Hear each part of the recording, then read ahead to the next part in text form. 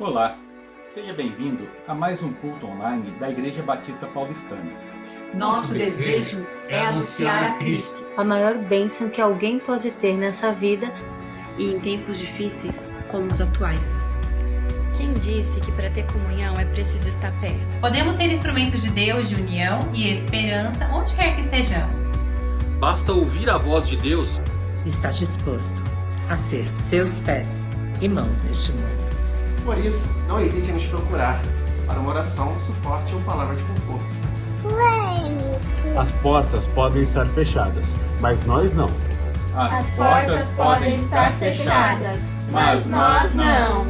Lembre-se, as portas podem estar fechadas, Mas nós não. As portas podem estar fechadas, mas nós não.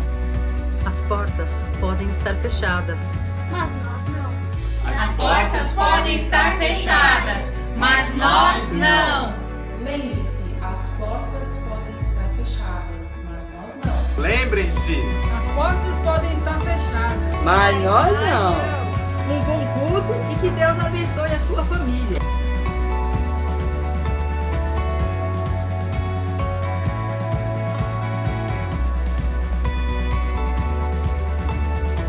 Lembre-se, as portas podem estar fechadas, mas nós não. Bom culto. Que Deus abençoe sua família.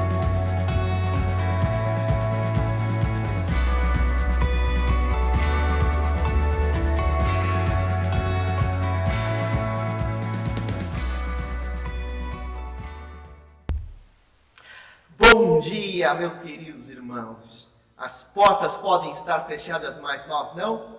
E em breve, certamente, as portas voltarão a ficarem abertas para cultuarmos juntos. Claro, com todas as medidas de segurança possíveis, com todos os cuidados e também com todos os protocolos sanitários que são importantes. Eu espero que seja um tempo muito feliz de retorno ao culto presencial em breve. Meus irmãos, que alegria nos reunimos nesse domingo. Hoje, dia 6 de setembro de 2020, véspera do feriado da independência do Brasil. Espero que você e sua família tenham um bom tempo de descanso e de feriado nessa semana, nesse dia de amanhã. Eu quero convidá-lo a orarmos juntos e pedirmos a bênção de Deus e mais esse culto online da Igreja Batista Paulistana. A nossa oração de toda a equipe de voluntários que se dedicam, que trabalham para que esse conteúdo chegue ao seu lar, ao seu coração, é para que toda a edição, toda a gravação, todo o áudio, os louvores, tudo que é realizado, venha a cumprir o propósito de glorificarmos a Deus e mobilizarmos a sua missão, que é fazê-lo exaltado e reconhecido em toda a terra. Que Jesus seja evidenciado neste culto e nas nossas vidas e na sua vida. E que nessa hora você se abra para ouvir a mensagem da palavra de Deus, também para celebrarmos a ceia do Senhor Jesus, para adorarmos, para termos um momento de comunhão como igreja mesmo online e um momento de oração. Por isso, desde já, prepare aí os elementos da ceia, o cálice com o suco de uva, o pão, e deixe tudo preparado aí perto de você para que no momento adequado nós possamos celebrar juntos, online, concomitantemente, a ceia do Senhor Jesus. Depois de ter preparado a sua ceia, tire uma foto e poste nas suas redes sociais com a hashtag Ceia do Senhor IBP. Que Deus abençoe a sua vida. Vamos orar. Pai, obrigado por este momento e pelo privilégio de sermos igreja. Pedimos para que o Senhor nos ajude a nos concentrarmos na Tua palavra, no louvor, na adoração, e que tudo o que for dito, ouvido, pregado, conversado, escrito, exalte, glorifique o Senhor e cumpra a Tua missão. Pai, leva-nos agora em concentração, aonde cada irmão estiver, ajude-os a se concentrarem nesse momento de culto e a prestarem uma adoração ao Senhor. Oramos em nome de Jesus, pedindo para que o Senhor se agrade neste momento e que Teu nome seja glorificado. Cumpra sobre nós os Teus propósitos. Em nome de Jesus. Amém. Escreva aí no bate-papo. Amém.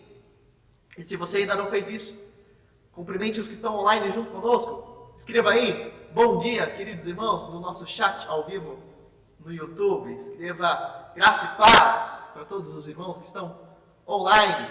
Que Deus fale ao seu coração e que Deus possa conduzi-lo a uma verdadeira adoração. Vamos louvar ao Senhor.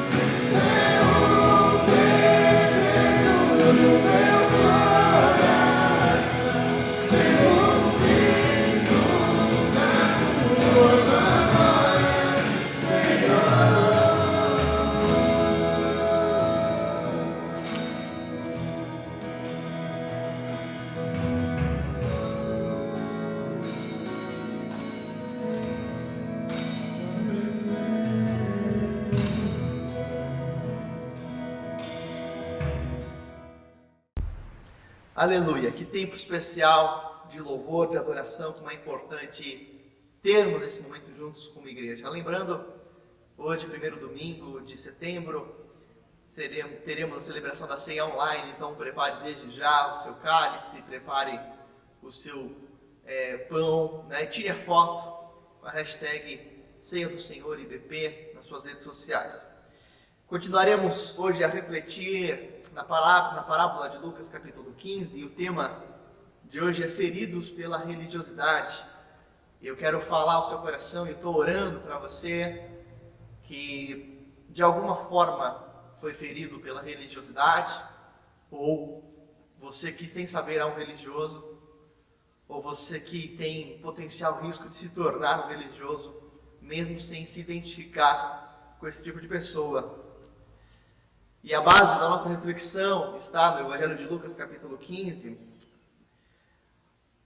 quando temos a parábola dos 2 filhos perdidos. O filho mais novo que se perde, que sai da casa do pai, e o filho mais velho que continua na casa do pai, mesmo assim permanece perdido, porque nunca desfruta do amor daquele pai. E Jesus, ele fala esta parábola direcionando a sua exortação para um tipo de público que estava ouvindo ele, que eram os religiosos, os mestres da lei, os fariseus. E Jesus demonstra que aqueles religiosos, aqueles mestres da lei, eram como o filho mais velho, que se consideravam certos, justos e corretos, mas ainda assim estavam perdidos. Jesus conta não somente essas 2 parábolas dos filhos, essa parábola dos 2 filhos, mas também conta outras 2 parábolas sobre quem está perdido, a começar pela ovelha perdida no meio de outras 100, de outras 99, e a moeda perdida no meio das outras 9. E Jesus está mostrando para nós que todos estão perdidos, mesmo que não tenham esta consciência.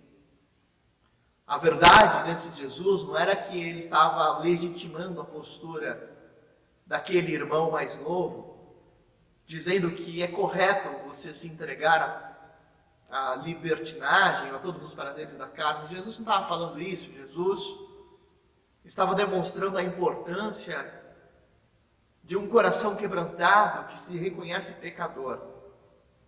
Segundo Jesus, o mundo não está dividido entre certos e errados. Segundo Jesus, só Deus é bom e todos estão errados. Mas ao mesmo tempo todos são amados. E para todos existe a oportunidade da graça que nos transforma. Todos são convidados a mudar, mas o caminho para a mudança começa com o reconhecimento da necessidade dela. O caminho para a cura começa com o reconhecimento da doença. A negação da doença te faz morrer. Você pode negar que está doente, mas isso não evita que você esteja enfermo. Vai evitar apenas que você procure um médico. Não à toa Jesus disse que veio para os que estão doentes, porque os sãos não precisam de médicos. De fato, ele não estava dizendo que tem alguns saudáveis e outros não. Ele estava dizendo que tem alguns que sabem que precisam de cura e outros estão enfermos achando que estão saudáveis. É importante lembrarmos que Jesus defende que o pecado não se limita a fazer coisas erradas, mas também pode abranger fazer coisas certas com uma motivação egoísta ou de manipulação de Deus. Há muitas pessoas que usam da sua moralidade ou de fazer as coisas certas apenas para se sentirem superiores e para de alguma forma acreditarem que podem manipular a vontade de Deus a fim de que Deus faça o que eles querem. E essa era a postura daquele irmão mais velho. Servia tanto ao pai, mas porque ele queria ter o privilégio de usar as posses do pai como ele quisesse. É por isso que ele fica tão revoltado quando o filho mais novo volta e o pai o recebe novamente e entrega presentes para ele novamente. Não apenas por causa dos presentes que o filho mais novo estava recebendo, mas porque ele considera que ele tinha o direito de determinar como aqueles valores ou aqueles presentes poderiam ser usados. Por isso há quem peque por acertar em todas as coisas E obviamente há quem peque por deliberadamente infringir as leis e não se importar com qualquer padrão de moralidade ou justiça. Os dois estão errados.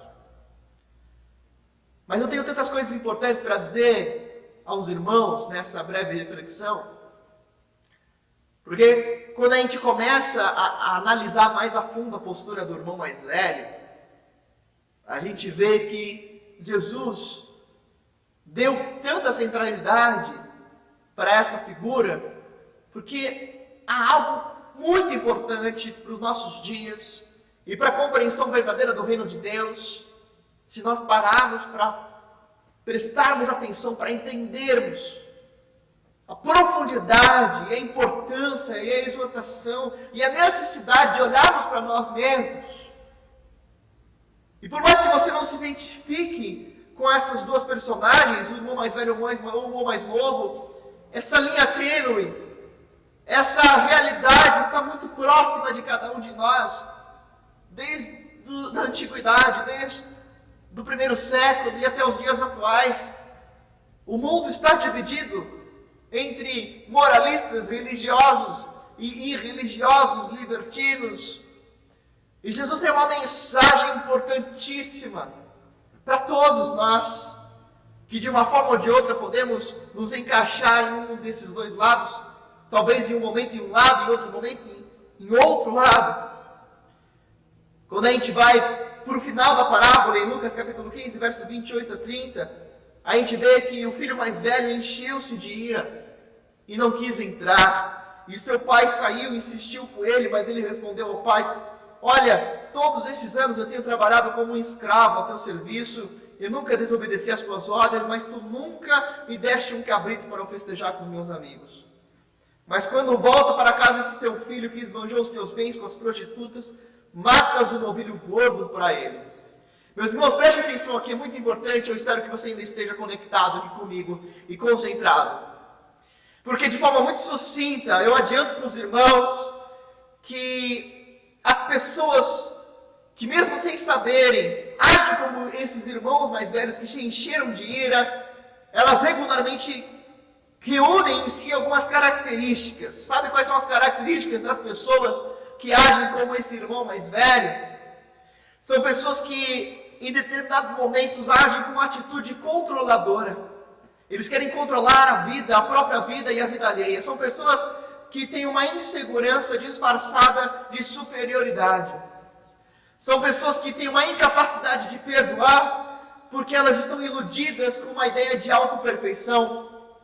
São pessoas que são motivadas pelo medo e não pelo prazer e não pelo amor. São pessoas que são incapazes de se sentirem amadas. Veja só o conjunto de características de irmãos mais velhos, das pessoas que são como irmãos mais velhos, pessoas incapazes de se sentirem amadas, incapazes de perdoar, que se julgam perfeitas, pessoas que a todo tempo estão condenando os outros e que têm uma atitude controladora sobre si mesmas e sobre a vida alheia. Obviamente que conviver com esse tipo de pessoa é algo insuportável, é algo que é intragável, é algo difícil, mas pessoas que pensam iguais costumam conviverem juntas.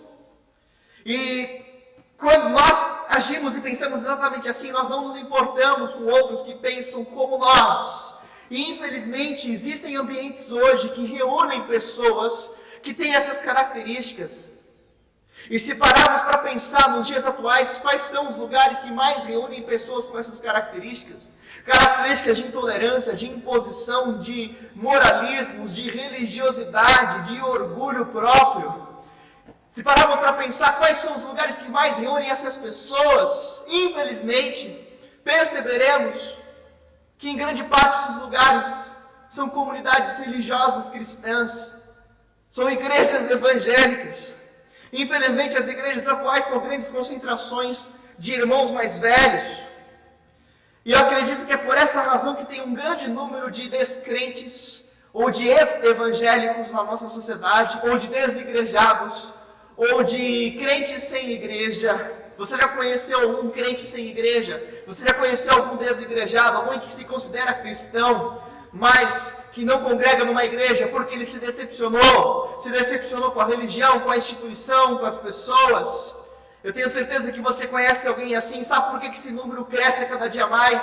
Porque as igrejas são em grande parte concentrações de irmãos mais velhos, de religiosos, de moralistas, de impositores, de orgulhosos, de pessoas hipócritas, de pessoas que não entenderam o Evangelho, mas elas estão cegas para isso, elas ainda não se enxergam como pessoas necessitadas da graça, elas gostam da cultura evangélica, elas falam como evangélicos, elas citam versículos, elas divulgam vídeos que falam sobre a Bíblia, mas ainda não se encontraram com a graça de Deus.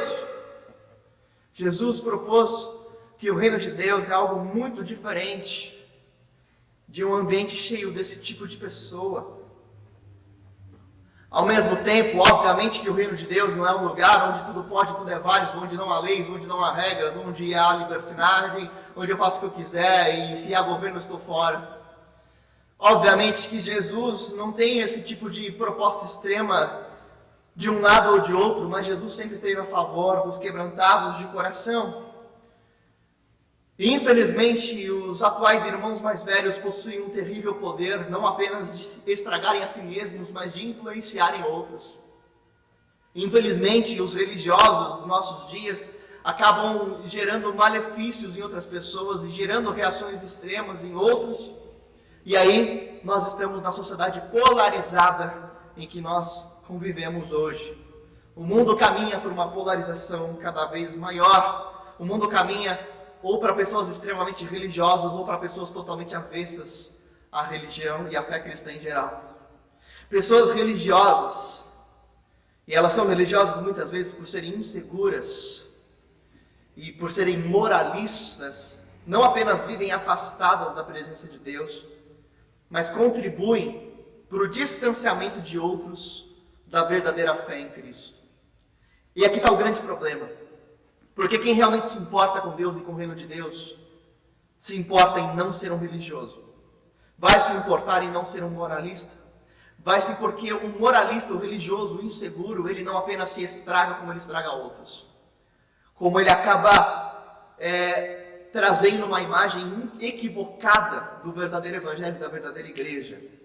Eu lembro nessa altura de uma exortação muito séria de Jesus, em Lucas 17, verso 1 e 2, ele disse assim aos discípulos: é inevitável que aconteçam coisas que levem o povo a tropeçar, mas ai da pessoa por meio de quem elas acontecem. Seria melhor que essa pessoa fosse lançada no mar com uma pedra de moinho amarrada no pescoço, do que levar um desses pequeninos a pecar.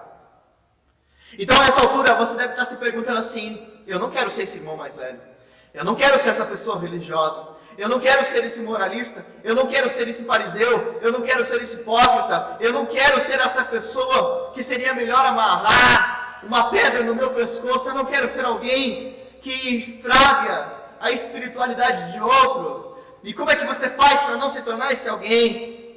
Como evitar a religiosidade moralista e impositiva? Como conseguir a libertação de uma insegurança pessoal que se torna destrutiva? Eu quero analisar com os irmãos características dos religiosos, não uma proposta de condenar outros, não uma proposta de sairmos na caça às bruxas, mas uma proposta de evitarmos o moralismo e a religiosidade em cada um de nós. E a primeira atitude, a primeira característica que nós precisamos olhar é aquela postura controladora da vida, tanto da minha própria vida como da vida alheia. Precisamos nos despertar para o fato de que a vida nunca será como realmente desejamos, e você não tem o controle sobre todas as coisas. As coisas vão sair do lugar, os planos vão sair do lugar, os objetivos nem sempre serão alcançados, e você não nasceu para conquistar todos os seus objetivos. A sensação humana em geral é de uma insatisfação, porque sempre temos a ideia de que nós damos mais do que recebemos em troca. Você não tem essa sensação às vezes? Só eu faço tudo aqui em casa, só eu faço tudo na empresa, eu dou mais no meu casamento do que o outro. E todo mundo se sente assim. Se você perguntar para o seu cônjuge, ele vai pensar a mesma coisa. Se você perguntar para outra pessoa na sua empresa, ela também vai pensar que ela dá mais do que ela recebe. Porque nós estamos constantemente insatisfeitos, achando que precisamos ser servidos. Eu me lembro de uma reflexão de C.S. Lewis, quando ele diz que há pessoas que acreditam que vivem num hotel 5 estrelas. E essas pessoas que acreditam que a vida é um hotel, elas acham que tem que ser servidas. Então, qualquer coisa que não sai como planejado, elas reclamam. Elas fazem uma crítica, elas escrevem lá no site, péssimo lugar. Não gostei, fui mal atendido. Mas tem outras pessoas que estão vivendo as mesmas situações, mas elas não se enxergam como um hotel, elas se enxergam como um campo de passagem. Uma prisão no qual em pouco tempo você vai se libertar. E quando você enxerga as coisas ao redor não como um lugar para ser servido, mas como um lugar de provação e treinamento, você percebe que afinal de contas as coisas não são tão ruins quanto parecem. E você começa a observar as situações como um lugar de passagem, porque o seu destino final não é aqui. Infelizmente há muitos cristãos fazendo dessa terra o seu destino final, e acreditam que vivem apenas para hoje, e se tornam extremamente infelizes, como o apóstolo Paulo escreve em 1 Coríntios 15, se a nossa esperança é apenas para essa terra e não há ressurreição dos mortos, somos os mais infelizes dessa terra. Vemos no texto bíblico que o filho mais velho, ele se enche de ira porque ele tinha essa postura controladora. Pessoas religiosas, pessoas moralistas, elas acreditam que têm o domínio sobre tudo, inclusive sobre os outros. E eles, inclusive, fazem boas coisas, boas ações e se esforçam para serem dedicados, diligentes, disciplinados, não porque eles têm prazer nisso, na integridade, mas porque eles acreditam que de alguma forma conseguirão resultados que eles esperam. É uma forma de troca. Então a busca pela honestidade não é pela honestidade em si, é porque eles acreditam que a honestidade vai trazer benefícios para eles. Pode acreditar que empresas hoje, multinacionais, que têm aí o valor da transparência e honestidade, não é porque isso é agradável a Deus, mas é porque isso acaba revertendo em mais lucros para eles. A força motriz sempre é o que vai me trazer mais lucro, o que vai ser mais benéfico para mim. Irmãos mais velhos, pessoas religiosas, eles são bons, mas não pela bondade, não pela glória de Deus, mas porque eles querem benefícios próprios com essa bondade. Isso faz deles pessoas manipuladoras, pessoas que também tentam manipular como os outros devem reagir e ser. E sabe qual que é uma das formas mais comuns de manipuladores tentarem exercer o domínio sobre os outros? É através da culpa. É lançando culpa sobre os outros, é fazendo o outro se sentir culpado, dizendo: você não tem o direito de estar aqui, você não tem o direito disso, você não tem o direito de sentar nesses bancos, você não tem direito de entrar na igreja, você não tem o direito de falar assim, você não tem o direito de ser recebido pela sua família. E a culpa é a melhor forma dos religiosos usarem para tentar manipular, para tentar controlar os outros e a vida alheia. E acaba alimentando um ciclo, uma retroalimentação de pecados, porque imagina aquele que cai em pecados, e daí de repente vem o religioso, e ao invés de o acolher e o compreender, lança mais culpa sobre ele. A reação do pecador é se sentir tão mal que ele cai no pecado de novo, e ele fica num ciclo vicioso. Ao invés de ele conseguir lugar de apoio, de abrigo, de restauração, ele sempre vai encontrar condenação e ele começa a replicar isso com outras pessoas. Infelizmente, quando o irmão mais novo volta, a reação imediata daquele irmão mais velho foi ira, foi culpa, foi condenação, foi indignação, porque ele achava que ele tinha o direito de controlar como as coisas deveriam ser. A motivação equivocada acaba incentivando o outro extremo, que é a libertinagem. Talvez você não se identifique com isso, mas essa é uma situação tão próxima de nós que às vezes não percebemos. Imagina a seguinte ilustração, ou imagina a seguinte história apócrifa, não está nos evangelhos, mas imagine que Jesus tivesse feito o seguinte exercício com seus discípulos. Ele falou assim para cada um deles: cada um pegue uma pedra e carregue para mim. E cada um dos discípulos começou a pegar uma pedra, e Pedro, como era muito esperto, Pedro pegou uma pedrinha pequena e colocou no bolso, porque ele falou assim: como é que eu vou ficar carregando uma pedra? Não sei quantos quilômetros a gente vai andar, Jesus gosta de andar muito. E pegou a pedra e colocou no bolso, e aí chegou no momento do almoço, Jesus falou assim: cada um pegue a sua pedra. E aí Jesus fez um movimento com as mãos, uma oração, e de repente cada uma das pedras se transformou num pão. Só que Pedro tinha pego uma pedra tão pequena, e o pãozinho dele acabou. E ele ficou com fome. Aí, todo mundo almoçou, Jesus falou assim: agora eu quero que vocês carreguem uma outra pedra para mim de novo. E dessa vez Pedro foi mais ligeiro, né? Falou assim: vou pegar uma pedra enorme, eu vou agora me fartar de pão. E ele achou a maior pedra que tinha lá, e era uma pedra tão pesada que ele mal conseguia carregar. E ele carregou lá alguns quilômetros com aquela pedra gigantesca. Quando de repente começou a chegar o horário do jantar, Jesus falou assim: cada um pega a sua pedra e joga no rio. Aí Pedro ficou revoltado, né? Pedro falou: o quê? Como assim? Cadê o meu jantar? E Jesus respirou fundo e falou: meus discípulos, vocês estavam carregando a pedra por mim ou por vocês? Às vezes a gente carrega a pedra desde que me traga algum benefício. Mas se for só por Jesus, eu vou pegar a menor que for. Essa é uma das tentativas mais claras de como a manipulação está presente em nós. A manipulação está presente nas nossas vidas. Eu quero te perguntar: por quem você carrega as pedras? Por quem você está carregando as pedras? Por você mesmo ou pelo Senhor? Eu quero continuar dizendo que uma segunda característica dos irmãos mais velhos é a insegurança disfarçada de superioridade. Aquele irmão mais velho olha para o irmão mais novo e ele não diz assim: esse meu irmão, ele diz: esse teu filho.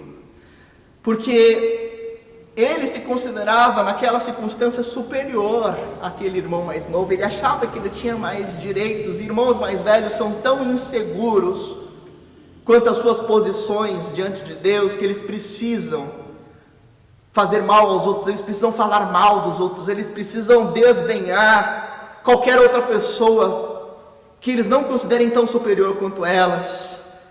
Eles realmente acreditam que são melhores, e aí eles legitimam ataques e perseguições dessas pessoas em nome de Deus, como se Deus precisasse de advogados. Talvez você não saiba, mas Deus não precisa de advogados. Deus precisa, e Deus quer testemunhas. Você sabia que Deus não precisa de advogados? Mas o que Deus exige de nós é que sejamos testemunhas. Às vezes a gente quer advogar a causa de Deus, e a gente sai perseguindo os outros em nome de Deus. O que Deus realmente quer são pessoas que expressem quem Ele é, no seu caráter, na sua forma de viver, na sua postura, no seu perdão, na sua compaixão, na sua misericórdia, na sua integridade. E às vezes nós queremos, de alguma forma, compensar toda a nossa falta de compaixão e misericórdia e integridade, querendo advogar o nome de Deus com teologias, com argumentações, massacrando o outro. Você não está honrando o nome de Deus assim, você está honrando o seu próprio ego, você está inflando o seu próprio orgulho.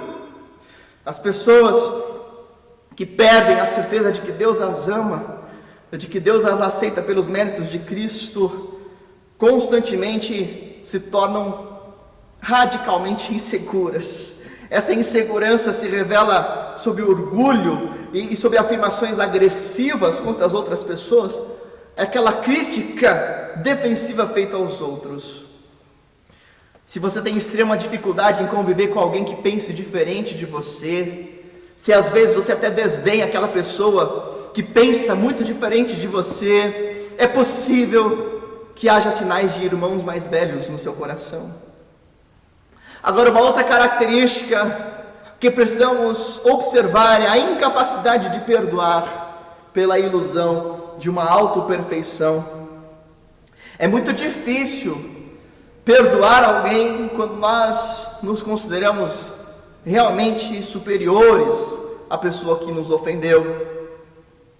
E uma consequência dessa postura é acreditar que nós temos o direito de altamente ofendidos contra o pecador, e isso faz com que a pessoa não tenha compaixão, não exerça empatia, porque ela não se identifica com o outro, porque ela não se vê como um pecador igual ao outro. Por exemplo, mães que se aceitam nas suas capacidades e limitações têm a tendência de terem mais compaixão de outras mães, porque elas se identificam com a dor e com a dificuldade e com o desafio que é criar um filho, e nesses tempos de pandemia, por exemplo. Eu fui alvo de muita compaixão de pastores mais experientes que, porque passaram por lutas no ministério, se identificaram comigo e me deram bons conselhos e me ajudaram. Pastores mais velhos costumam ter uma identificação, e eu tenho hoje com seminaristas. Eu olho para alguns seminaristas ou para alguns jovens vocacionados, eu tento sentir, e eu quase sinto o que eles sentem. Maridos costumam ser mais empáticos com os outros homens que sofrem os desafios do casamento, mas quando a pessoa se considera superior, ela não consegue reconhecer as próprias limitações, ela age com impaciência, com intolerância, com incompreensão. Ela chega a afirmar assim: na minha vida nunca foi assim, se eu superei, você tem que superar, isso que você está passando não é nada. Você já sofreu isso na sua vida? Alguém chegou para você e falou assim: isso aí não é nada que você está passando, você não sabe o que eu passei. Sabe o que é isso? É sinal nítido de que essa pessoa nunca foi acolhida na sua dor, e hoje se considera superior. Ela ainda está sobre a enfermidade da religiosidade. Uma outra característica é a motivação no medo e não no amor. Aquele irmão mais velho diz para o pai: todos esses anos eu tenho trabalhado a teu serviço como um escravo. Olha só, ele se enxergava como um escravo. Ele acreditava que o serviço para o pai era um serviço sobre um regime de escravidão. A palavra escravo aqui em grego, douléo, traz a ideia daquele que trabalha por imposição. Ou seja, ele se via muito mais como alguém que trabalhava forçado do que alguém que servia por prazer ou com alegria, ou se sentia atraído para trabalhar. A ideia do escravo é a ideia de que ele trabalha sem direito ao salário, então só tem uma motivação para ele trabalhar, é o medo. Se os escravos não têm direito ao salário pelo que eles trabalham por causa do medo, pelo medo de serem punidos. Veja só que aquele irmão mais velho, ele expressa esse sentimento dele com o pai, quando ele fala assim: eu tenho trabalhado como um escravo.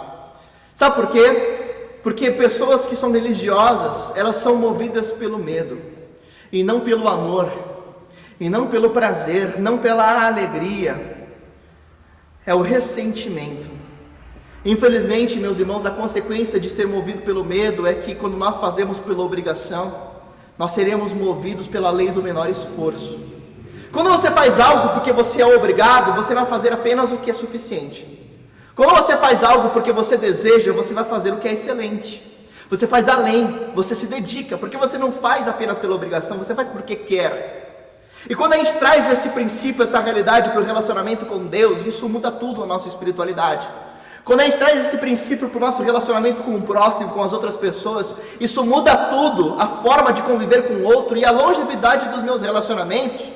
Num casamento, por exemplo, é fácil observar quais são os tipos de casais que não perduram. Os tipos de casamentos que acabam, normalmente são casamentos em que um vê ao outro num sistema de direitos e deveres, mas não num relacionamento baseado no amor. Há pessoas que enxergam um casamento como uma espécie de contrato. Elas acham que o outro é obrigado a fazer coisas por ela e junto com ela, enquanto ela se vê no direito de receber coisas. E um enxerga o outro dessa forma. Obviamente que nenhum relacionamento vai se sustentar assim. Qual é o segredo de casamentos duradouros, longevos, que duram aí seus 50 anos ou mais? São pessoas que aprenderam a enxergar a sua relação baseada numa aliança em amor. E o amor é uma ideia de escolher amar, escolher estar junto, tudo crer, tudo suportar, estar junto é uma decisão. Esse é o conceito bíblico que Deus traz sobre nós como aliança e como casamento. Relacionamentos saudáveis e duradouros não são motivados pelos deveres e obrigações, mas pelo desejo de estar junto, pelo querer estar junto. Uma relação com Deus e com o próximo da mesma forma só se mantém quando você é movido pelo amor ao Senhor e não pela obrigação de estar com Ele. Lembremos que amar é tomarmos a iniciativa. E tomarmos a iniciativa significa que nós não vamos esperar que o outro faça algo por nós para fazermos por Ele. Deus nos amou primeiro, e é por isso que nós somos hoje habilitados a amar, conforme nós lemos em 1 João, capítulo 4, verso 19. Mas eu quero encerrar com uma última característica dos irmãos mais velhos, que é a incapacidade de se sentir amado. a incapacidade de se sentir amado. Quando aquele filho mais novo chega, o irmão mais velho diz para o seu pai: o Senhor nunca me fez um cabrito, nunca me deu um cabrito sequer, mas quando chega esse teu filho, você faz um novilho. Eu duvido muito que aquele irmão não tivesse recebido demonstrações de amor do pai, mas o problema não era que o pai não o amava, o problema é que não tinha nada que o fizesse se sentir amado. Pessoas inseguras, pessoas religiosas, pessoas moralistas são assim, porque não conseguem se sentir amadas. São pessoas que estão sempre inseguras quanto ao amor de Deus por elas. Elas não conseguem descansar no firme fato de que Deus as ama, de que Jesus Cristo as ama. Elas não conseguem ter esta convicção pessoal nos seus corações e por isso vivem se questionando se eles fizeram algo errado quando as suas orações não são ouvidas. São pessoas que vivem se questionando se elas estão bem com Deus quando algo sai do controle das suas mãos. Sabe quando as coisas não saem como planejado? Uma pessoa insegura, ela começa a se questionar: mas o que eu fiz de errado para Deus? Porque ela acha que aquilo é uma consequência, porque Deus não a ama. A culpa também corrói esse tipo de pessoa, a ponto de ela não conseguir se sentir perdoada, mesmo que ela tenha pedido perdão, mesmo que ela tenha se arrependido, ela não consegue usufruir da bênção do perdão, da libertação do perdão. Pessoas inseguras quanto ao amor de Deus, elas ficam completamente desoladas com as críticas alheias, desoladas. É natural que você se sinta triste com as críticas, mas pessoas inseguras, elas ficam desoladas. Elas não conseguem sobreviver, porque elas precisam a todo tempo de uma autoafirmação. Agora, a consequência espiritual mais evidente de alguém que não consegue se sentir amado e de alguém que tem uma relação equivocada com Deus é a falta de prazer na vida de oração. A vida de oração de alguém revela como esse alguém se relaciona com Deus. E eu estou falando da vida de oração privada, aquela vida particular de oração. Imagina que você tem aí diante de si 3 tipos de pessoas diferentes, que você tem uma relação diferente com elas. Imagina aí um colega de trabalho, imagina também um amigo próximo e uma pessoa que você está apaixonado. Com um colega de trabalho, o que você costuma conversar? Um colega de trabalho que você não gosta muito, que você não vai muito com ele, com a cara dele. Você evita conversar outras coisas, você vai falar o necessário, não é? Com um colega de trabalho, você fala apenas quais são as próximas metas, quais são os próximos objetivos e o que precisa ser feito. E você fala quando é necessário e quando algo precisa ser feito. Caso contrário, você nem falaria. E com um amigo pessoal, um amigo mais íntimo, o que você costuma falar? Você gosta tanto de estar com aquela pessoa que você chega a falar do seu coração para ela, o que você está sentindo, se expor. Você passa para ela algum problema e aquele amigo só te ouve, está junto e te compreende. E uma pessoa pelo qual você é apaixonado, como é que você age? Você lembra quando você estava apaixonado pela sua esposa? Ou apaixonada pelo seu marido? Você lembra como que vocês eram quando vocês eram namorados? Ficava no telefone e ficava, desliga você, não, desliga você. E ficava escrevendo cartinhas de amor. Faz tempo isso. Porque casais apaixonados gostam de elogiar um ao outro, gostam de falar o quanto eles amam o outro, eles querem que o outro se sinta bem. E esses 3 tipos de relações é uma analogia ao nosso tipo de oração. Pessoas que só pedem a Deus são pessoas que veem Deus como um colega de trabalho. Por outro lado, quando a gente vê Deus como um amigo próximo, as nossas orações são cheias de confissões pessoais. de abertura do coração. Mas quando nós temos a Deus como alguém que nós realmente amamos, nós gostamos de adorá-lo, de elogiá-lo, de louvá-lo, de dizer: Deus, Tu és grande. E eu quero te perguntar, de que forma as suas orações são preenchidas? De petições, de confissões ou de adoração? Há pessoas que quando oram, só pedem, porque elas veem Deus como um colega de trabalho distante, chato, alguém que elas só se relacionam porque são obrigadas.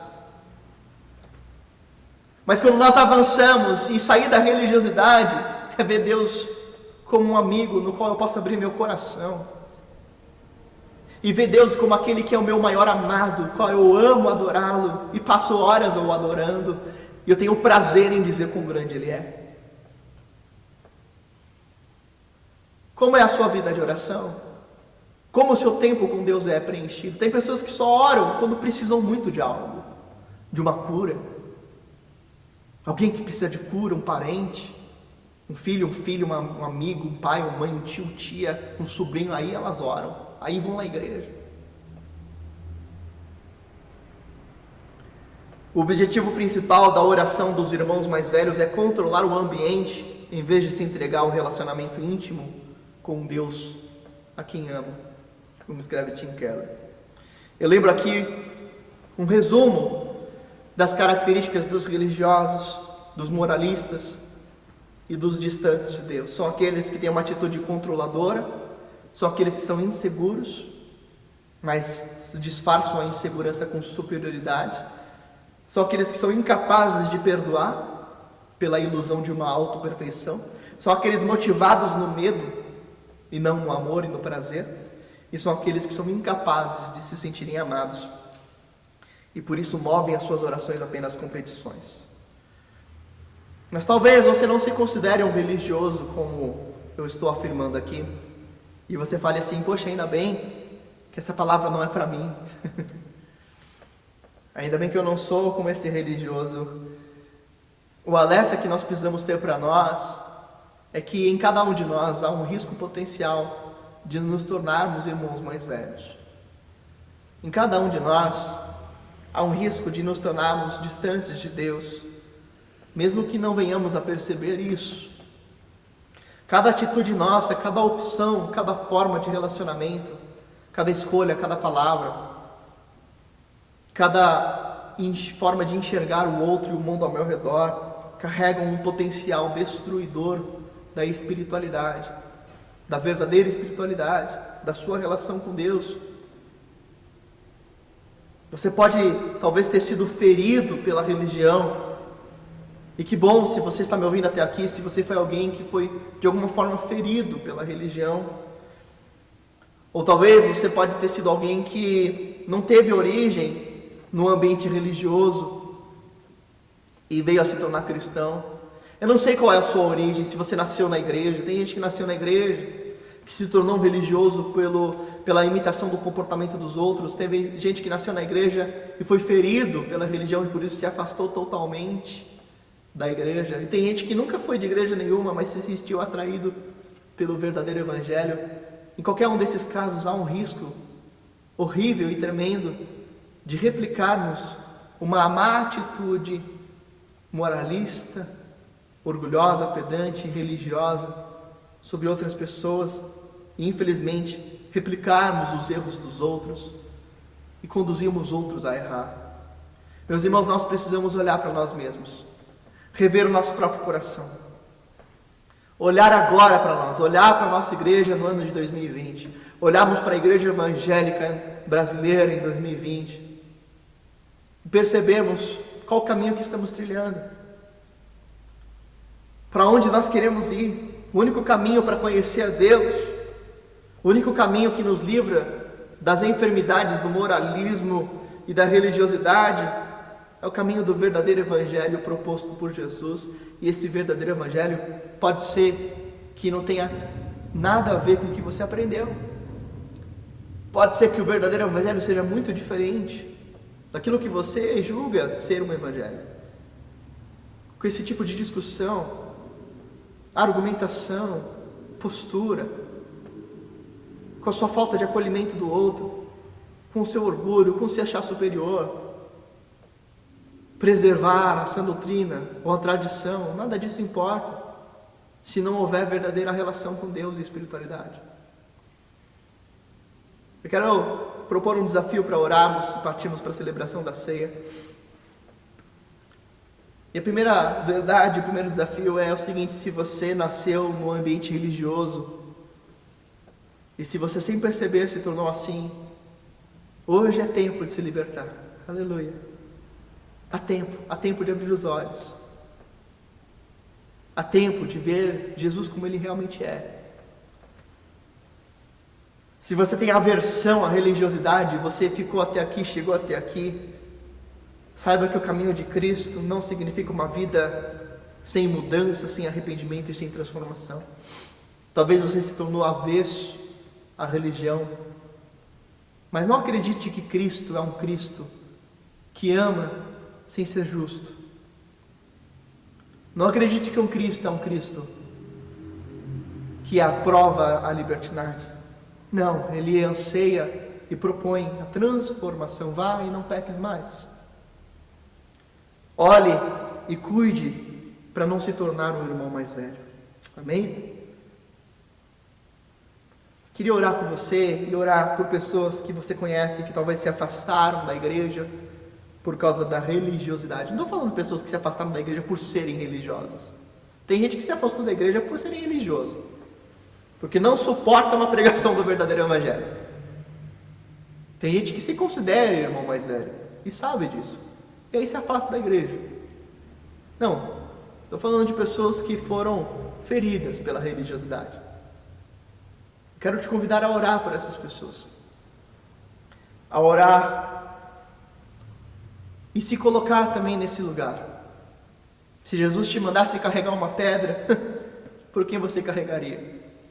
Por Ele? Por si mesmo? Será que há um quê de religiosidade em nós? Vamos orar. Paizinho, obrigado pela Tua Palavra, ajuda-nos a sermos transformados pela Tua Palavra. Nos faz, ó Deus, pessoas segundo o Teu coração que compreendem o Teu verdadeiro Evangelho. Oramos e Te agradecemos, pedindo para que essa palavra entre em cada coração. Em nome de Jesus. Amém, Pai. Amém. Que Deus abençoe. Eu espero você nas próximas programações online dessa semana. Prepare-se agora para a celebração da Ceia do Senhor.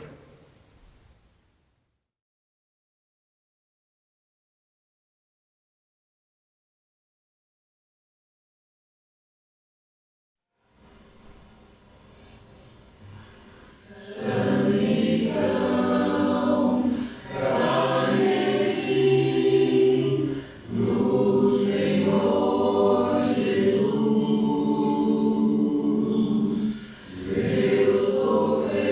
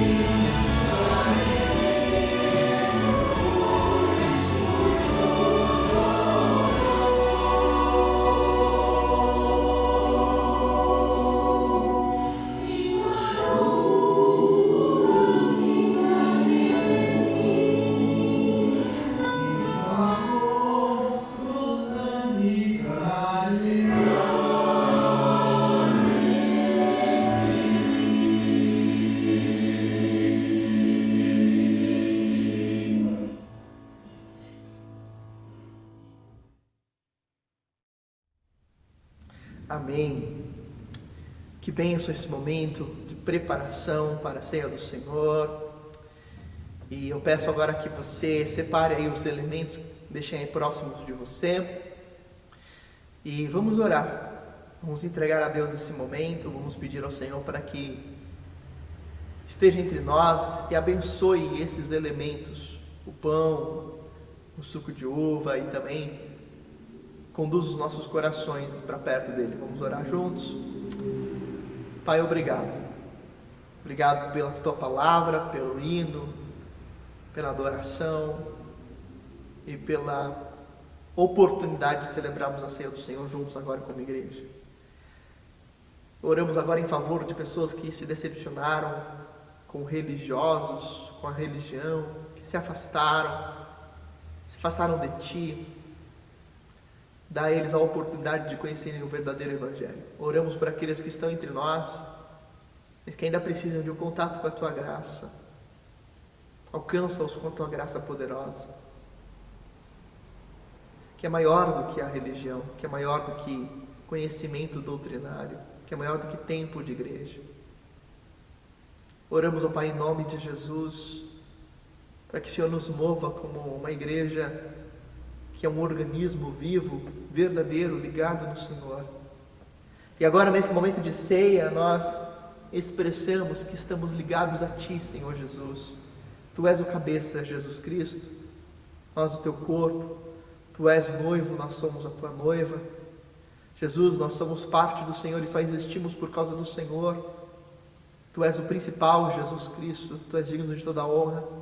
E nós agora tomamos parte junto ao Senhor e reafirmamos que somos Teus, que pertencemos a Ti.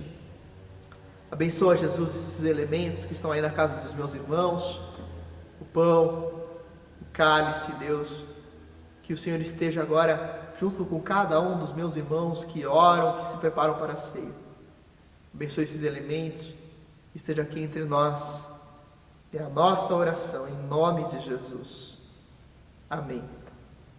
E é convidado para participar desse momento todos os que professaram a sua fé publicamente em Jesus Cristo, em obediência à ordenança do Senhor, foram batizados em nome do Pai, do Filho e do Espírito Santo. E tem Jesus Cristo como seu único Senhor e Salvador. Por isso recomendamos que participe desse momento todos os que se enquadram nessas condições e que são membros de uma igreja local, que seja bíblica, que professe a fé em Jesus Cristo. Você é meu convidado se você está sobre essas condições. E eu vou ler com os irmãos o texto de 1 Coríntios, capítulo 11, onde o apóstolo Paulo descreve no verso 23, pois eu recebi do Senhor o que eu também entreguei a vocês, que o Senhor Jesus, na noite em que ele foi traído, tomou o pão e, tendo dado graças, ele partiu e disse: "Isto é o meu corpo, que é dado em favor de vocês, e façam isso em memória de mim." Pegue agora o seu pão e distribua o seu pão para os membros da sua família. E ore junto com a sua família nesse momento, agradecendo a Jesus pelo seu sacrifício, pelo privilégio de sermos resgatados pelo seu sangue e pelo privilégio de sermos alcançados. Então, tire aí um minuto para você orar junto com os seus familiares, enquanto uma música de fundo é tocada com a nossa equipe de edição. Ore agora junto com seus familiares por 1 minuto.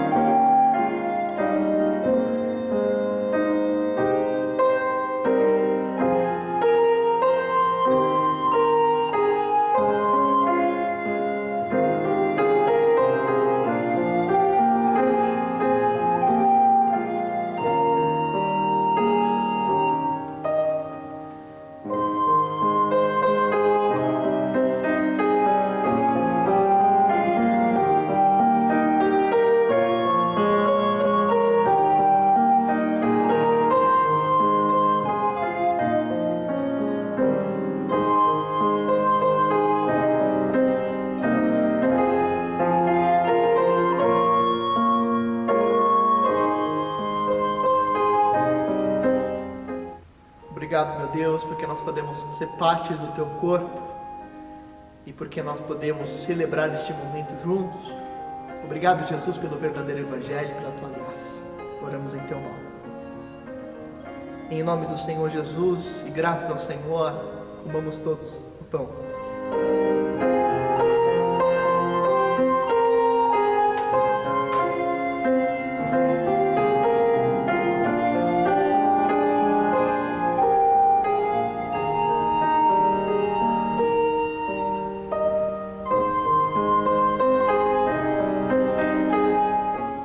E da mesma forma, depois da ceia, ele tomou o cálice e disse: esse cálice é a nova aliança no meu sangue, façam isso sempre que o beberem em memória de mim, porque sempre que comerem deste pão e beberem desse cálice, vocês anunciam a morte do Senhor até que Ele venha. Então distribua o cálice se você ainda não fez, e gratos ao Senhor e no privilégio de sermos aceitos pela graça e pelos méritos de Cristo, de vivermos esse Evangelho, tomamos todos juntos.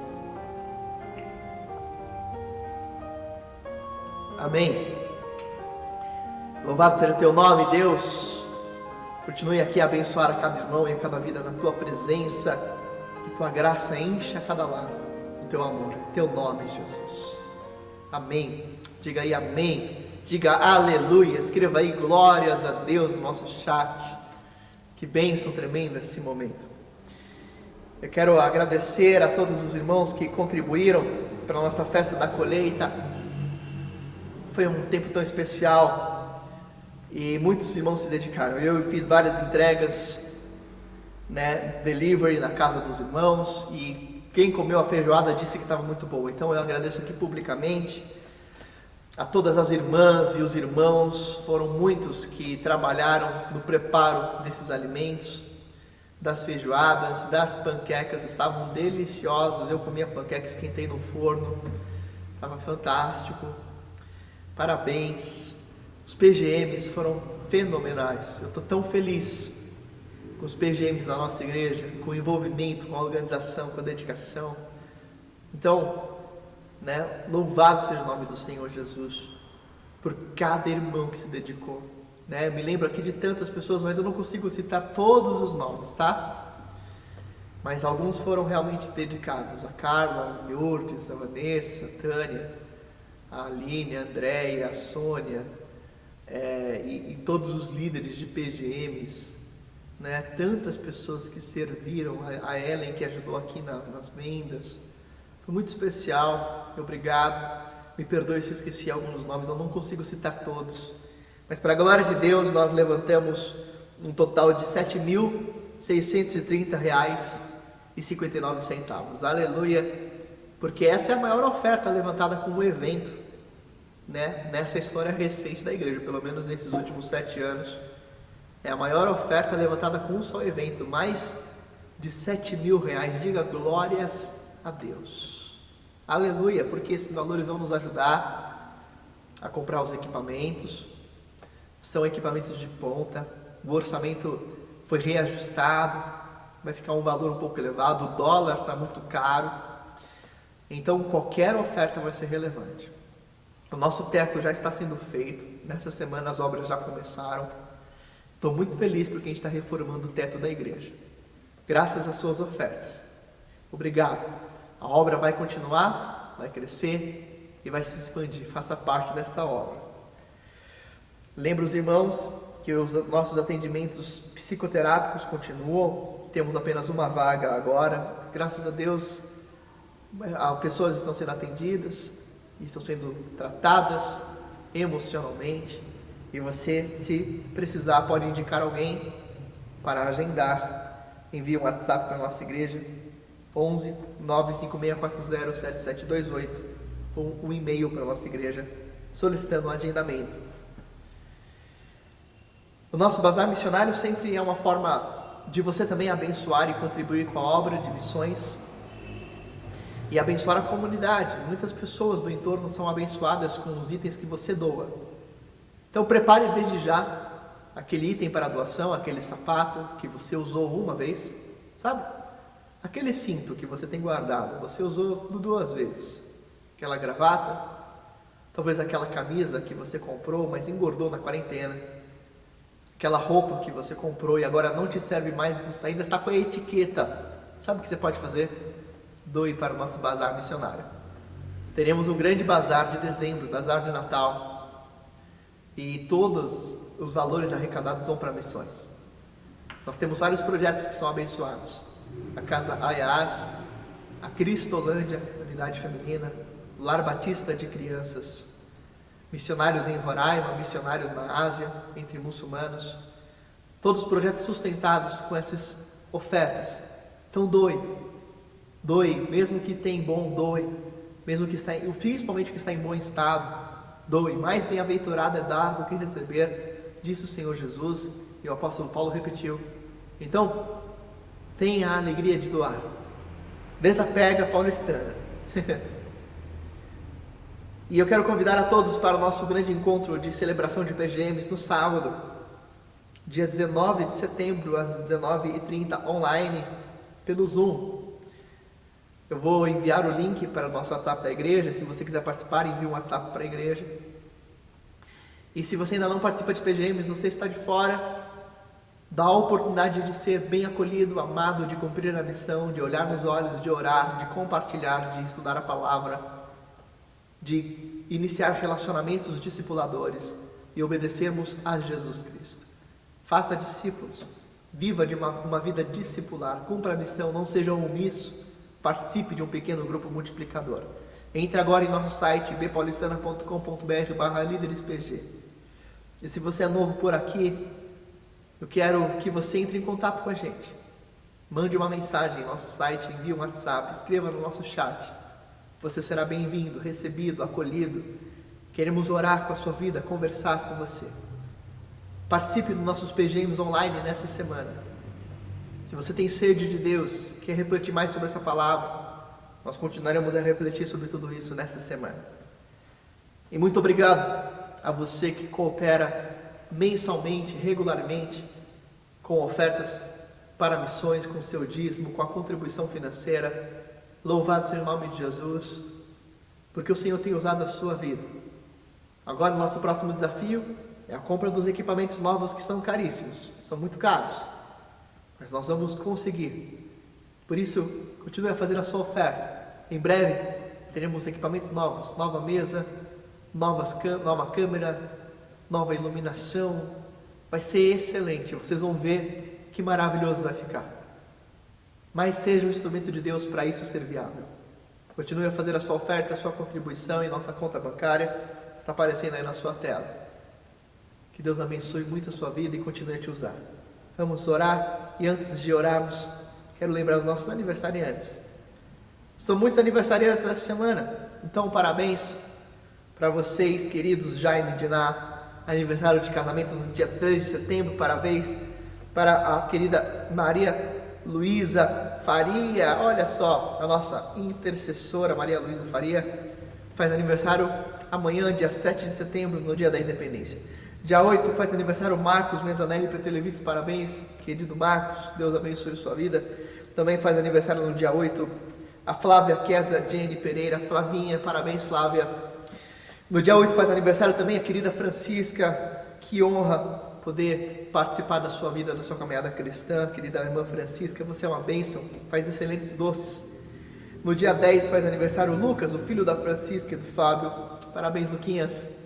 E no dia 11 faz aniversário a irmã Deise, um abraço para você, irmã Deise, feliz aniversário. No dia 11 também faz aniversário a querida amiga Catiúcia, você é preciosa, Catiúcia, amamos a sua vida. E no dia 11 faz aniversário de casamento o pastor Eliel e a Maria Luísa Faria. Deus abençoe a todos os aniversariantes e vamos orar e agradecer a Deus por mais um culto, por mais este momento. Pai, obrigado pela tua graça, que a graça do Senhor Jesus, o amor de Deus o Pai, a comunhão com o Espírito Santo seja com todos nós e com todo o povo de Deus espalhado pela terra, glória para todos sempre, em nome de Jesus, amém, amém e amém. Que o Senhor te abençoe aí, meu irmão, uma boa semana e um grande abraço. E dá um abraço virtual aí nos irmãos que estão ao seu lado e um beijo a todos, até as próximas atividades online, tchau, tchau.